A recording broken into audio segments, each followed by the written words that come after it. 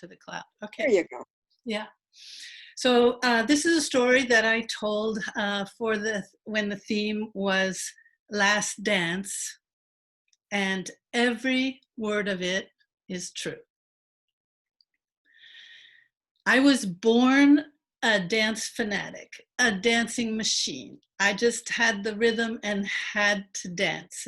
Not even the insecure 8th grade boys who told me I was too tall could stop me, nor the ballet teacher who told me that my body wasn't the right type.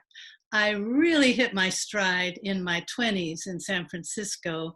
The glitter and glide of that whole disco scene, the hustle and the bump. And then I got swept away by salsa.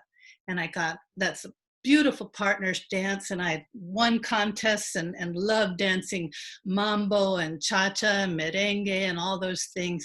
And I had a wonderful group of other dancers. We didn't have to have a date. We would all just meet up at a different club on different nights. We knew where to meet, and we would trade partners and just have a wonderful time. And dancing, the kind of dancing I do, partner style on a crowded dance floor, is not a lethal sport, but it is a contact sport. I have been jabbed by, elbowed in the ribs, pummeled by boots, and I even had a spike heel puncture the top of my foot one time. But none of those wounds could keep me off the dance floor.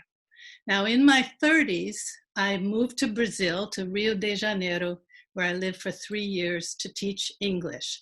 And there I learned to dance samba and gafieira, which is partner style samba. So it's really fast, syncopated. And this was in the 80s, and swing, of all things, was really big in Rio de Janeiro at that time. So I got into dancing swing. And just like in San Francisco, I had a group of dance friends, dance partners, and we'd meet up everywhere. We knew exactly where to meet up and trade. And my favorite partner in this group of friends was named Rogério, which is Roger in English. I learned to speak Portuguese and was just really comfortable. Rio at that time is like Manhattan on the beach, never sleeps, really, really a party. And Rogério was my favorite partner. He was a tall, lovely man, and our bodies fit together like Fred Astaire and Ginger Rogers. We loved putting on a show, dancing wherever we went.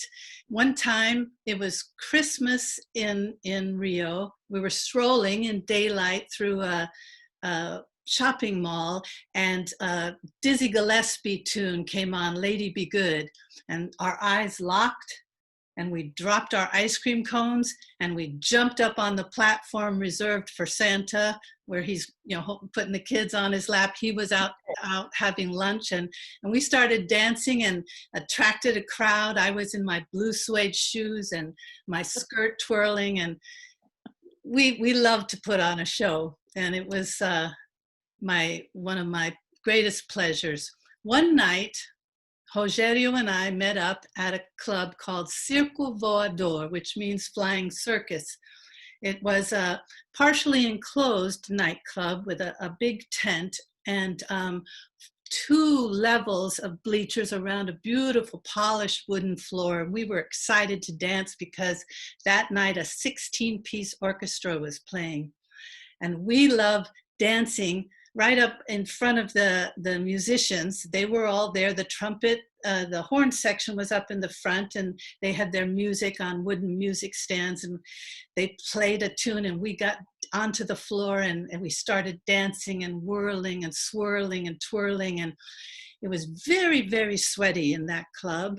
No air conditioning, no fan, not a scintilla of a breeze. And we're dancing and twirling and swirling, and then our eyes locked, and we both stopped dead in our tracks. Both of us felt an impossible sensation, something like a supersonic whiz at chin level, like the wake following some invisible wings. And the very next nanosecond, the trumpet player yells out and hurls his trumpet to the floor and yanks off his shoe and his sock, and his foot is bloody. And there's a singular bullet in the music stand. The shooter was in the second level, and either he had targeted the musician or it was random, and the whole place, just pandemonium, people running for the exits.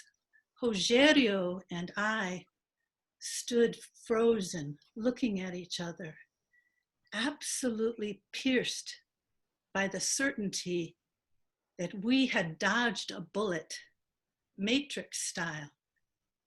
But our good fortune was not due to athletic prowess, but rather synchronicity. Those syncopated swing dance movements had created a path just wide enough for that bullet to pass between our faces.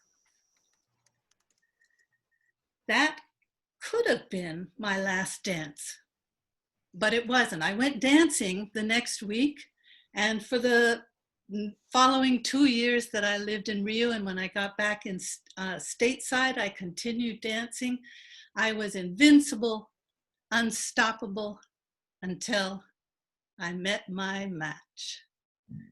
This dancer was stopped not by a bullet, but by a baby. I became a mother, and that has a rhythm all its own.